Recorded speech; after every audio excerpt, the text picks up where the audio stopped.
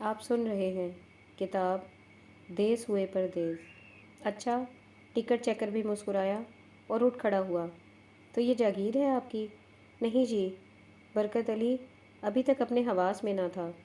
اسے کچھ یاد نہیں آ رہا تھا کہ وہ اس ٹرین میں کیسے سوار ہو گیا اور کب اور کہاں سے سوار ہو گیا۔ اسے صرف اپنے اکڑتے ہوئے جسم اور یکپستہ ہوا کا احساس تھا، اور اس بھوک کا جو اس کے ماंس کو دھیرے دھیرے کاٹتی تھی۔ اچھا تو جاگیر نہیں ہے، بڑی مہربانی آپ کی۔ آپ ٹکٹ لیں گے اپنا؟ ہاں جی۔ برکت علی نے کرتے کی جیب میں ہاتھ ڈالا تو وہ سب کچھ وہاں تھا جو اس نے جیل میں دھوبی گارڈ بنا کر کمایا تھا۔ روپوں کی پوٹلی حیرت انگیز طور پر جیب میں اٹکی رہی تھی اور کہیں گری نہیں تھی۔ آپ مجھے ٹی ٹی صاحب لاہور کا ٹکٹ دے دیں، اس نے پوٹلی کھولتے ہوئے کہا۔ ڈبے میں سوار تمام مسافر ہنسنے لگے، نوجوان اور بوڑھے کھل کر، اور عورتیں چادروں اور برقعوں کے بیچ میں سے۔ بچے ایک دوسرے کو دیکھتے تھے کہ کیا ہو گیا ہے۔ اچھا تو جناب علی آپ لاہور جاؤ گے؟ ٹکٹ چیکر بھی ذرا تفریح کے موڈ میں تھا، کیونکہ اس کی ڈیوٹی منٹ گیمری اسٹیشن تک تھی اور اسے اس ڈبے کے علاوہ کسی اور ڈبے میں چیکنگ کے لیے نہیں جانا تھا۔ آہو پاجی، برکت علی نے کہا، اور روپے کے 2 نوٹ اس کی طرف بڑھا دیے۔ سہاوے سے لاہور تک کا ٹکٹ دے دیں جی۔ لو جی، آپ بتاؤ۔ ٹکٹ چیکر نے اپنی مونچھوں تلے مسکراتے ہوئے باقی مسافروں سے مخاطب ہو کر کہا، ان عالی جناب کو لاہور کا ٹکٹ دے دوں؟ ڈبے میں کہکہوں کا سیلاب آ گیا۔ ایک برقع پوش خاتون ہنسی روکنے کے لیے منہ میں برقع ٹھونس رہی تھی۔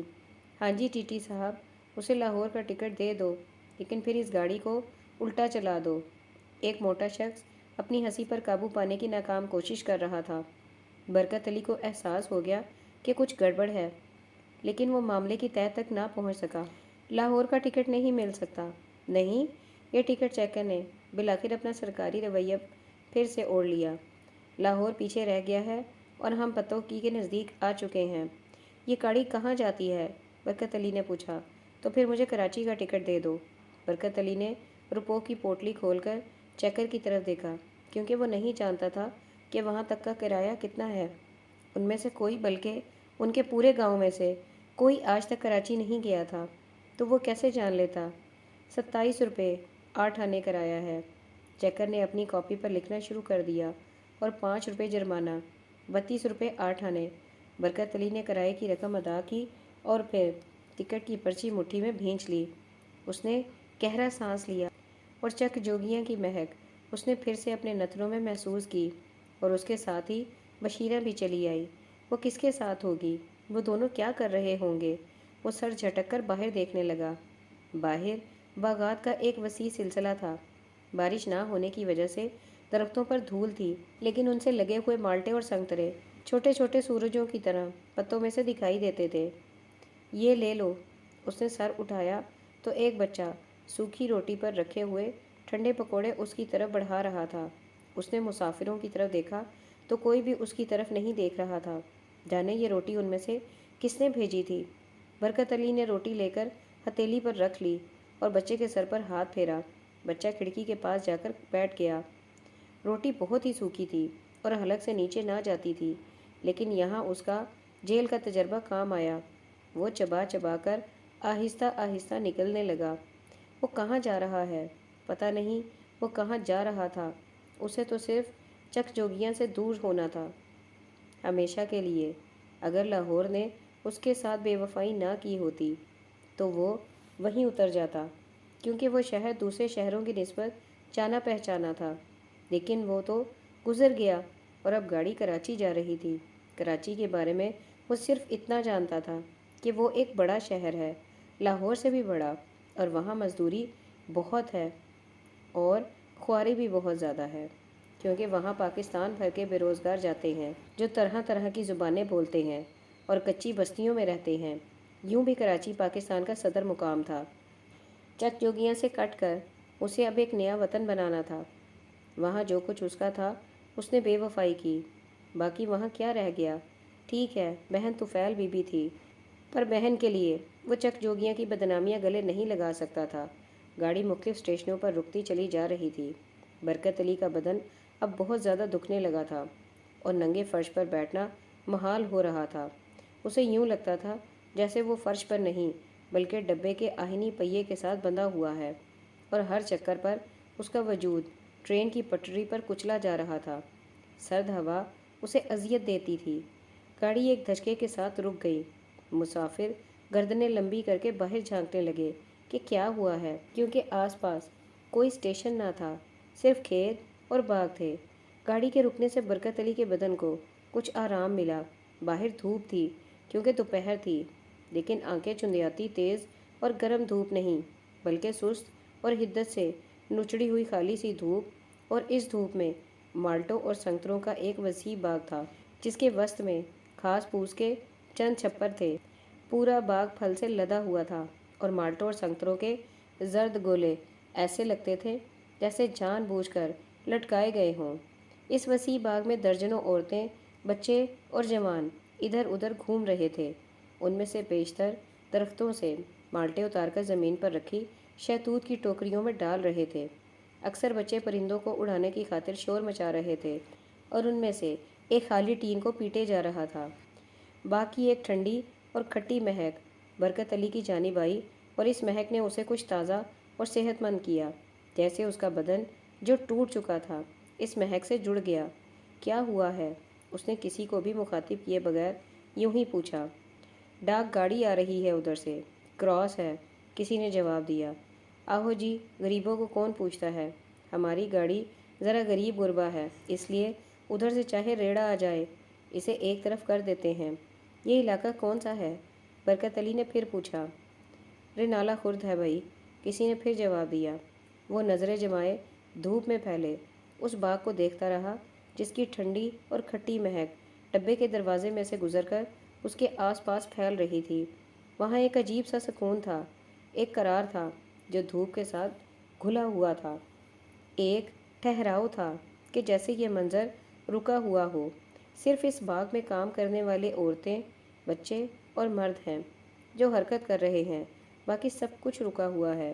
انجن نے ایک طویل سیٹی بجا کر اس سکون کو توڑا اور اس کے ساتھ ہی مخالف سمت سے آنے والی ڈاک گاڑی اس کے اور باغ کے بیچ حائل ہو گئی اور کھٹاکھٹ بھاگ گئی، اور اس کے باوجود گزرتی ہوئی ٹرین کے ڈبوں کی کھڑکیوں میں سے باغ کی ہریالی اور دھوپ کی زردی لشکتی اور اوجھل ہو جاتی، لشکارہ مارتی اور غائب ہو جاتی، اور پھر آخری ڈبہ گزر گیا اور باغ کی مکمل تصویر پھر سامنے آ گئی، پہیے کی طرح رکی ہوئی۔ پھر وہی سکون لوٹ آیا، وہی قرار جو دھوپ کے ساتھ گھلا ہوا تھا، اور شاخوں سے لٹکے زرد مالٹے اور سنگترے اور ان کی مہک۔ انجن نے ایک اور سیٹی بجائی اور پھر اس کے ساتھ ہی ڈبے کو ایک دھچکا لگا اور وہ سستی سے حرکت میں آنے لگی۔ باغ بھی حرکت میں آ گیا، لیکن گزر جانے اور پیچھے رہ جانے کے لیے۔ اس کی مہک ڈبے میں رکی ہوئی تھی۔ برکت علی نے سر جھٹکا، دونوں ہاتھ فرش پر رکھ کر اپنے آپ کو دھکیل کر اوپر کیا اور کھڑا ہو گیا۔ پہلے وہ لڑکھڑایا کیونکہ اس کی ٹانگیں چک جوگیاں سے سہاوے تک کے سفر کی وجہ سے اکڑ گئی تھی، اور پھر اس نے باہر دیکھا۔ باغ کے درخت اسے روکتے تھے مگر خود رکتے تھے۔ وہ دروازے کے قریب ہوا اور پھر پائیدان پر پاؤں رکھ کر گاڑی سے اتر گیا۔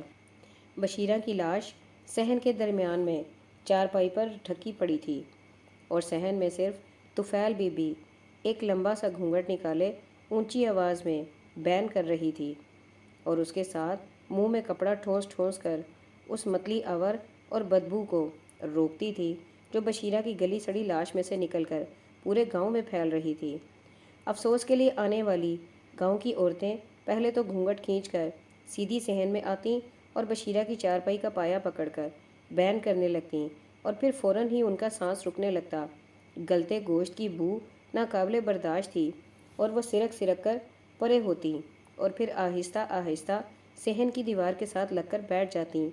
عنایت علی کفن دفن کے انتظامات میں مصروف تھا، اور اس کے چہرے پر اگرچہ عبارتیں دکھوں کی تھیں، لیکن اس کے پیچھے ایک وحشی غصہ تھا۔ اس کی نیلی آنکھیں گہری ہو چکی تھیں۔ ابھی تک بشیرہ کی موت کے بارے میں کیا سرائیاں شروع نہیں ہوئی تھیں۔ عنایت علی جانتا تھا کہ کئی لوگ اس موت کو اچھالیں گے۔ یہ کہہ کر بشیرہ نے اپنے کسی عاشق کی وجہ سے خودکشی کی ہے، یا شاید اس نے اپنے گناہ چھپانے کی خاطر اپنی جان لی تھی، لیکن وہ جانتا تھا، وہ عنایت علی جانتا تھا کہ بشیرہ تو آنکھ اٹھا کر کبھی آسمان کو نہیں دیکھتی تھی کہ اس کا رنگ کیسا ہے، تو وہ کسی غیر کے روپ کو کیا دیکھتی؟ وہ اس کا بھائی تھا کہ اگر کبھی بشیرہ کو یہ کہا جاتا کہ سامنے کھڑے 5 آدمیوں میں سے عنایت علی کون ہے، تو وہ کبھی نہ بتا سکتی۔ بشیرہ تھی ہی ایسی، اپنے میں گم یا برکت علی میں گم۔ اس کے آس پاس کی زمین اگر ڈھہ جاتی اور زمین کا صرف وہ ٹکڑا سلامت رہتا جس پر وہ بیٹھی ہوئی تھی، اور ارد گرد صرف خلا باقی رہ جاتا، تو بھی اسے بہت دیر میں خبر ہوتی۔ وہ آس پاس کی خبر رکھتی تو اسے خبر ہوتی۔ تو یہ بشیرہ تھی۔ عنایت علی بھی جانتا تھا کہ وہ کیا تھی، اور اب گاؤں کے کئی کتوں نے بھونکنا تھا اور وہ ان کے منہ بند نہیں کر سکتا تھا، وہ اس کے سامنے نہیں بھونکتے تھے۔ تو پھر بشیرہ کو کیا ہوا؟ عنایت علی کے ذہن میں بہت کچھ بنتا اور بگڑتا، لیکن کچھ بھی واضح نہ تھا۔ وہ برکت علی کو کیا جواب دے گا؟ اسے تو وہ بشیرہ کا نگہبان بنا کر گیا تھا۔ برکت علی نے انہی دنوں واپس آنا تھا، شاید آج کل آ جائے، اس کی قید پوری ہونے والی تھی۔ جنازے میں کوٹ جوگیاں کے تمام مکین شریک ہوئے۔ وہ جب اسے اٹھا کر قبرستان کی طرف لے جانے لگے تو چند قدم بعد ہی لوگ جنازے کو گلی میں رکھ کر پرے ہو گئے کہ بہت بو آ رہی ہے۔ اور پھر عنایت علی نے ہمت کی اور اس کے ساتھ گوجروں کے امام دین نے کندھا دیا تو وہ قبرستان پہنچے۔ بشیرہ کو قبر میں رکھتے ہی بیشتر لوگ ادھر ادھر ہو گئے۔ عنایت علی اپنے دادے نور دین کی پکی قبر سے ٹیک لگائے ان خوابوں کو دیکھ رہا تھا جو قبر کو مٹی سے بھر رہے تھے اور ان کا سانس چھوٹا جا رہا تھا۔ ماشکی نے پانی چھڑک کر قبر کے سرہانے 2 گھڑے رکھ دیے اور چلا گیا۔ عنایت علی وہاں بیٹھا رہا یہاں تک کہ شام ہو گئی۔ اس کی نیلی آنکھوں میں آنسو تھے۔ جب شام گہری ہوئی تو اس نے دیکھا کہ علی بخش کے کپاس کے کھیت میں کوئی چلتا آ رہا ہے اور اس کے ہاتھ میں چراغ ہے۔ وہ قریب ہوا تو عنایت علی نے اسے پہچان لیا۔ چاچا اللہ دتا، یہ اللہ دتا افیمی تھا، اور اس نے کوئی جواب نہ دیا۔ چراغ کی ناکافی روشنی میں اس نے قبرستان کا جائزہ لیا اور پھر تازہ مٹی کے ڈھیر کے پاس جا کر چراغ اس پر رکھ دیا۔ وہ واپس جانے لگا تو عنایت علی نے پھر پکارا، چاچا جواب کیوں نہیں دیتے؟ اللہ دتا افیمی رکا اور پھر بہت ہی آہستہ آہستہ قدم دھرتا اس کے پاس آ گیا۔ میرے پاس جواب ہے ہی نہیں، اس لیے کیا جواب دوں؟ چاچے نے آج پھر افہیم زیادہ نگل لی ہے۔ عنایت علی نے سوچا، یہ باتیں کیسی کرتا ہے؟ چاچا بیٹھ جاؤ، تم جنازے کے ساتھ نہیں تھے۔ ہاں، میں دراصل کھوئی کے پاس ہو کر بیٹھا رہا اور سوچتا رہا کہ اس کھوئی میں وہ موجود تھی جب میں نے اس کے بارے میں بکواس کی تھی، جھوٹ بولا تھا اور سور کھایا تھا۔ اس وقت وہ کھوئی کے اندر تھی اور میں نے پتہ ہے کیا کیا۔ اللہ دتا افیمی نشے میں نہ تھا، وہ آج شاید زندگی میں پہلی مرتبہ نشے کے بغیر تھا۔ تم نے کس سے کیا کہا ہے چاچا؟ عنایت علی حیرانی میں تھا کہ آج چاچے کو کیا ہوا ہے۔ میں نے کسی سے کیا کہنا تھا پتر، خود اندھے ہوتے ہیں نا، وہ دوسروں کی نظروں سے دیکھنے لگتے ہیں، اپنی عقل مت استعمال نہیں کرتے، لوگ جو کہتے ہیں اسے مان لیتے ہیں۔ آپ نہیں دیکھتے، میں نے بھی آپ نہیں دیکھا تھا اور لوگوں کے دیکھے کا دہراتا رہا، پر مجھے کیا پتا تھا کہ وہ کھوئی میں ہے۔ عنایت علی یکدم چاچا اللہ دتا چیخا، کیا پتا وہ سن رہی ہو؟ کون چاچا؟ وہی جو اب قبر کے اندر ہے، اور اندر بڑا اندھیرا ہے۔ پر نہیں، اس کی قبر تو کشادہ ہوگی، کیا پتا اس نے سن لیا ہو۔ چاچا، عنایت علی نے اس کا کندھا تھپکا، کچھ ہوش کر، کوئی پتہ نہیں وہ اس وقت سن رہی ہو۔ جب میں نے جھوٹ بولا تھا، سور کھایا تھا، وہ کیا کہتی ہوگی کہ چاچے کی عقل پر پتھر پڑ گئے تھے؟ یہ بھی وہی کہتا ہے جو لوگ کہتے ہیں۔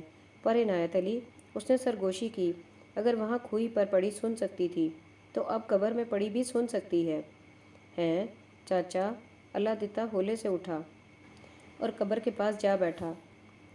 لے پتر، تو اگر سن رہی ہے تو اب رسول صلی اللہ علیہ وآلہ وسلم کے صدقے اپنے چاچے کو معاف کر دے۔ چاچے اللہ دتے کو، میں نے وہی کچھ کہا جو لوگوں نے کہا۔ اللہ دتا چپ ہوا اور پھر اس کی سسکیوں کی آواز قبرستان کی خاموشی میں ابھری۔ عنایت علی اٹھا اور اس کے پاس جا بیٹھا۔ چاچا، تم نے کس سے وہی کچھ کہا جو لوگوں نے کہا؟ برکت علی سے۔ چاچے نے سر اٹھایا۔ اس کی آنکھیں چراغ کی ناکافی روشنی میں سرخ ہو کر پھیلتی نظر آتی تھیں۔ برکت علی سے؟ عنایت علی کے ماتھے پر بل پڑے۔ وہ آیا تھا چک جوگیاں؟ ہاں، اللہ دیتا فیمی نے سر اٹھایا اور پھر رک رک کر ٹھہر ٹھہر کر اس نے برکت علی سے ملاقات کا قصہ بیان کیا۔ تو اس نے بھی یقین کر لیا؟ بیوقوف کی اولاد نے! عنایت علی ابل پڑا۔ گاؤں والے پاگل ہو گئے تھے اور تمہاری مت ماری گئی تھی، لیکن برکت علی نے بھی یقین کر لیا۔ لعنت ہے اس پر! اس نے نہیں، میں نے یقین کر لیا تھا، اور وہ تو میرے یقین پر یقین کر گیا۔ اس میں اس کا کیا قصور؟ اس نے اپنے بیٹے اکرم کا بھی نہیں پوچھا؟ بیوقوف نے! نہیں، اس کا تو جیسے سارا خون بہہ گیا ہو، زرد ہو گیا، پیلا زرد، چپ ہو گیا اور چلا گیا۔ اور اب تم اسے یہ بھی نہیں بتا سکتے کہ تمہاری بشیرہ وہی تھی جو تھی، وہ نہیں تھی جو بنا دی گئی۔ چاچا، پتہ نہیں اب وہ کبھی ادھر واپس آتا ہے یا نہیں۔ وہ کیسے جانے گا؟ وہ اپنے بیٹے کے لیے تو آئے گا۔ پتہ نہیں، اگر وہ تمہارے یقین پر یقین کرتا رہا، یہ سمجھتا رہا کہ بشیرہ اسے چھوڑ کر کسی اور کے ساتھ چلی گئی ہے، تو پھر وہ چک جوگیاں میں کبھی نہیں آئے گا، نہ آج، نہ سال بعد، نہ 10 سال بعد۔ مجھے اس کا پتہ ہے، میں جانتا ہوں برکت علی کو، میں اسے جانتا ہوں۔ عنایت علی کی آواز مدھم پڑ گئی اور پھر جیسے وہ اپنے آپ سے ہی باتیں کرتا رہا۔ چاچا اللہ دیتا اٹھا اور کپاس کے کھیت کی تاریکی میں گم ہو گیا۔ عنایت علی نے قبر کی تازہ مٹی پر اپنا ہاتھ رکھا۔ بہن جی، کسی شے کی ضرورت تو نہیں؟ لو بھائی جی، آپ کے ہوتے ہوئے مجھے کسی شے کا گھاٹا ہے؟ بس بہن جی، پھر مجھے اجازت ہے، میں چلتا ہوں۔ گاڑی جا چکی تھی اور برکت علی اس کے سناٹے میں کھڑا تھا، اس خلا میں تھا جو گاڑی پیچھے چھوڑ گئی تھی۔ وہ جب نیچے اترا تو مسافروں نے خوب شور مچایا، یہاں تک کہ ٹکٹ چیکر بھی دروازے میں آ کر اسے بلانے لگا کہ او بھائی، تم نے تو کراچی کا ٹکٹ لیا ہے۔ یہ کراچی نہیں ہے، رنالہ خرد ہے۔ سبھی اس خیال میں تھے کہ وہ حماقت اور ناسمجھی کی وجہ سے اتر گیا ہے، لیکن وہ تو سوچ سمجھ کر، جان بوجھ کر اترا تھا، کیونکہ اسے کہیں جانا تھا۔ کہاں، وہ نہیں جانتا تھا، اور اسے کہیں اترنا تھا، اور وہ یہاں اتر گیا، کیونکہ اس وسیع باغ میں چندیائی ہوئی دھوپ میں ارد گرد آلود پتوں میں سے چھوٹے چھوٹے سورج جھانکتے تھے، اور ان مالٹوں اور سنگتروں کی مہک نے اسے نیچے اتار لیا۔ وہ بہت دیر وہاں کھڑا رہا، پھر اس نے گاڑی کی پٹری سے نظریں ہٹائیں، اس وسیع باغ کی طرف دیکھا جہاں مزدور عورتیں، بچے اور جوان درختوں سے مالٹے اتار کر ٹوکریوں میں پیک کر رہے تھے۔ ان سے کسی نے بھی اسے ٹرین سے اترتے نہیں دیکھا، کیونکہ جھکا ہوا شخص صرف زمین دیکھتا ہے، اور وہ سارے کے سارے جھکے ہوئے تھے۔ جب اس نے پائیدان سے زمین پر قدم رکھا تو اس وقت گاڑی مالٹے کے باغ سے باہر آ چکی تھی، اور اب اس کے اور باغ کے درمیان چارے کا ایک کھیت تھا، جس میں ایک کسان عورت درانتی سے چارہ کاٹے جا رہی تھی، اپنے آپ میں مگن اور مشین کی طرح۔ کھیت کی منڈیر پر ایک وسیدہ کھیس میں لپٹا ہوا بچہ نظر تو نہیں آتا تھا، لیکن کبھی کبھار اس کا ایک ننھا منا پاؤں فضا میں بلند ہو کر بتاتا تھا کہ دیکھو میں ہوں۔ برکت علی باغ کو جانے والی پگڈنڈی پر چلنے لگا۔ باغ کے ارد گرد 2-3 فٹ اونچی ایک کچی دیوار تھی جو جگہ جگہ سے ڈھہ رہی تھی۔ یہاں سے مالٹے اتارنے والے مزدور دکھائی نہیں دیتے تھے، صرف ان کی آوازیں کانوں تک آ جاتی تھی۔ برکت علی اس چار دیواری کے اوپر بیٹھ گیا اور آنکھوں پر ہتھیلی کا چھجا بنا کر ادھر دیکھنے لگا جدھر سے وہ آیا تھا۔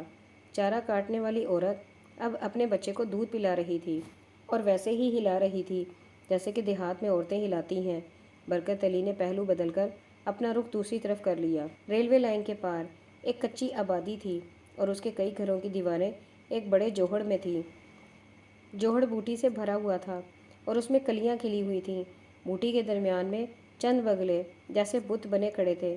دوپہر ہو چکی تھی اور برکت علی نے اس بھوک کو شدت سے محسوس کیا جسے وہ اپنے دکھ اور تھکاوٹ میں بھولا ہوا تھا۔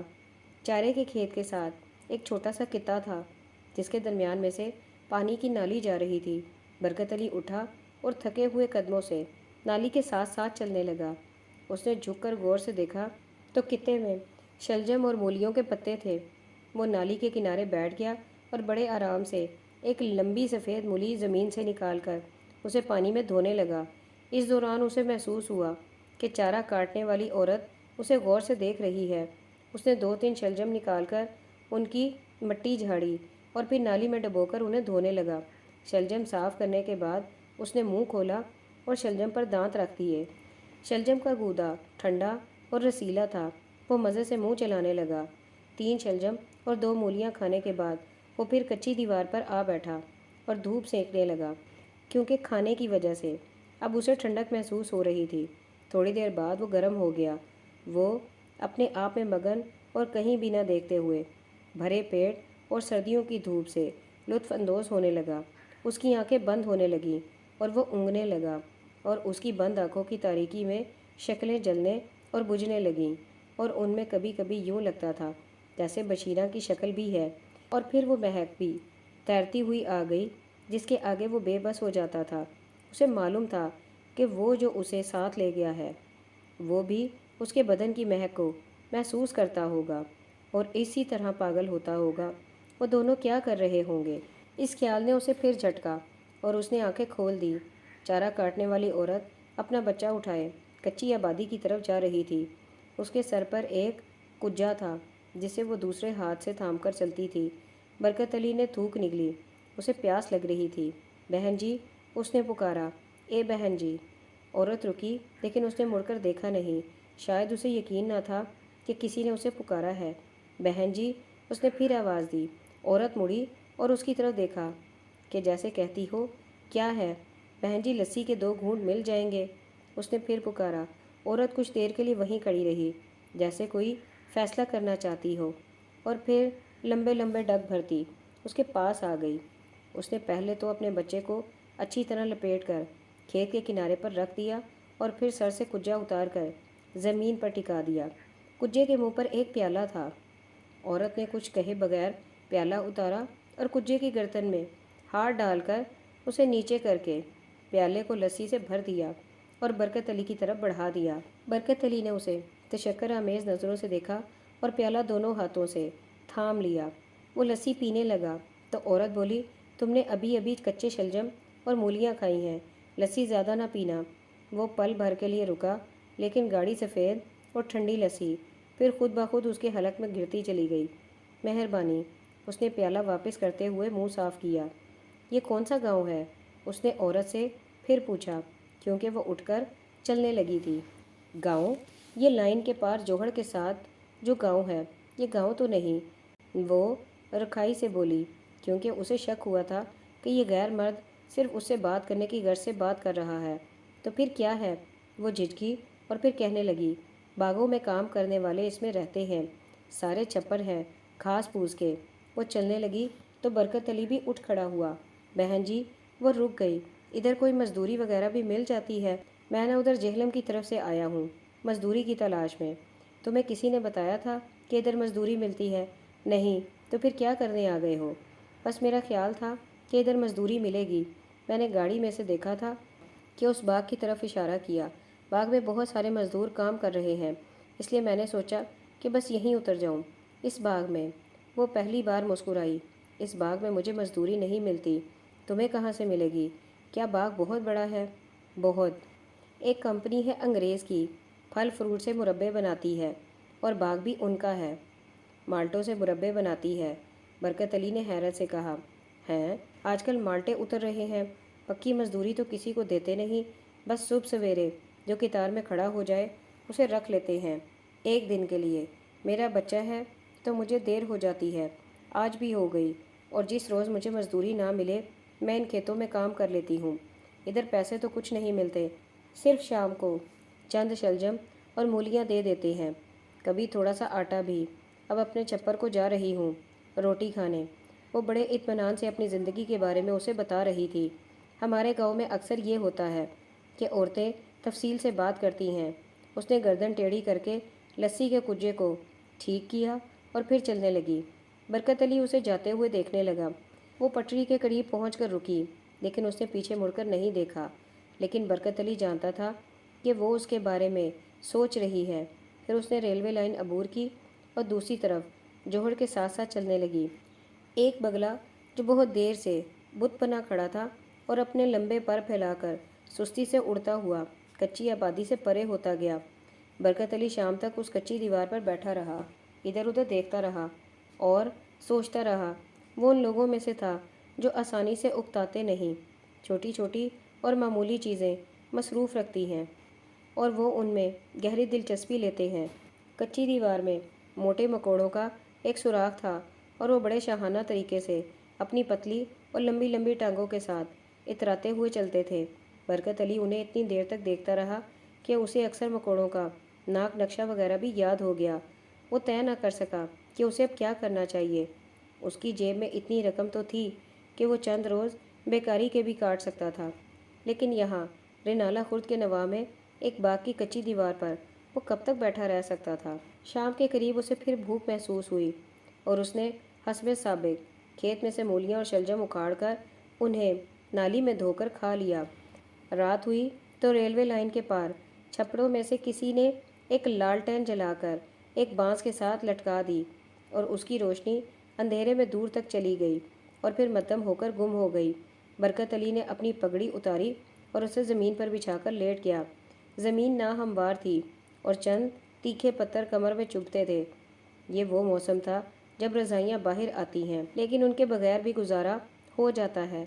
लेकिन सिर्फ अंदर मकानों में और कमरों में खुली फ़िज़ा में अब भी सर्दी आसानी से बर्दाश्त नहीं हो सकती थी और उसे ये सर्दी बर्दाश्त करना थी, क्योंकि उसके पास ओढ़ने के लिए कोई शय न थी। वो अपने आप में गुच्छा मुच्छा होकर लेटा रहा और सर्दी जैसे होले होले उस पर बरसती रही। नींद तो उसे खैर क्या आती, वो तो सिर्फ रात गुजारना चाहता था। हर 2-3 घंटों के बाद कराची या लाहौर की जानिब से कोई ट्रेन आती। पहले उसे ट्रेन की धमक सुनाई देती, बल्कि वो उसे बदन में महसूस करता जैसे कोई होले होले दस्तक दे रहा हो, और फिर वो लम्हा ब लम्हा करीब होने लगती। अगर तो ट्रेन कराची से आ रही होती तो वो इंजन की रोशनी दूर से देख लेता, और अगर लाहौर की जानिब से ट्रेन आती तो उस जानिब की पटरी बाग के अकब में थी और जहाँ वो था वहाँ से नज़र नहीं आती थी। ट्रेन उसके सामने से गुज़रती, एक दुनिया एक जहाँ उसके सामने से गुज़रता, जिस तरह करीबुल मर्ग इंसान की नज़रों के सामने पल भर में उसकी पूरी हयाती गुज़र जाती है। ट्रेन के जाने के बाद खामोशी पहले से भी गहरी हो जाती और तारीकी ज़्यादा घनी हो जाती। रात के पिछले पहर सर्दी इतनी शदीद थी कि वो बुरी तरह कांपने लगा। कच्ची दीवार के साथ बाग के अंदर कोई शायद दरख्तों में चलती थी और उसके चलने की आवाज़ उसके कानों तक आती थी। पता नहीं वो कोई इंसान था या जानवर।